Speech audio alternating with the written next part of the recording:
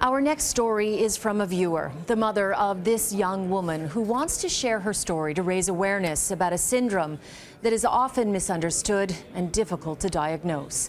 Her best friend and daughter, Lisa Ben-Shabbat, had a beautiful smile, but behind it was never-ending pain.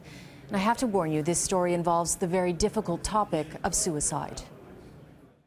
She was so happy. She was such a happy child, and she was full of life and energy and wit, and loved her sister and loved her parents, and it just hit her like a ton of bricks.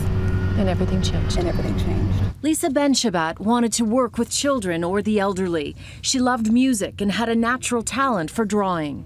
And she had no training? She had no training. No, this was just a natural talent that she had. She was 12 years old when she was diagnosed with interstitial cystitis, otherwise known as Painful Bladder Syndrome. There is no cure. For Lisa, there was no relief. I remember her telling me many times, people have to know what people are suffering, not just me. So for her, it was like a bowling ball sitting at the base of her bladder. Constantly? Constantly, yes, constantly. Painful bladder syndrome is not common. In fact, despite calling multiple hospitals, we couldn't find a doctor in Toronto to explain it because so few have expertise in it.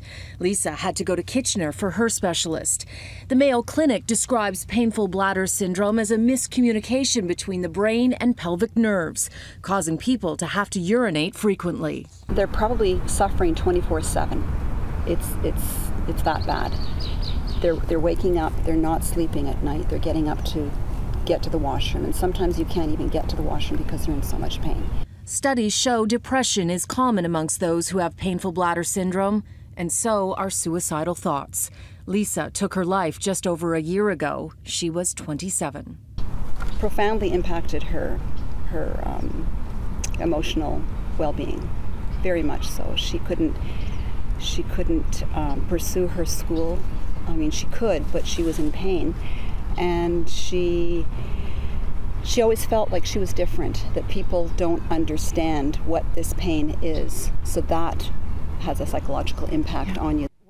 Gail says Lisa wanted her to tell her story, and so she is.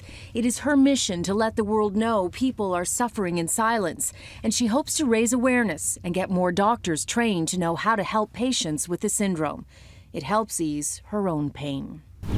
Too many people are suffering from this. Yeah.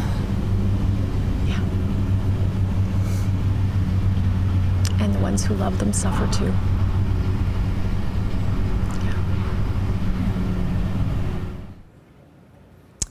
Now, there is help for anyone suffering and contemplating suicide. The number of the Toronto Distress Centre is on your screen.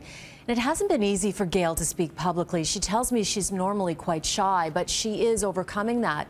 And this September, we'll be speaking at a conference in Budapest, hoping to drive home the point the pain is real and not just in people's heads.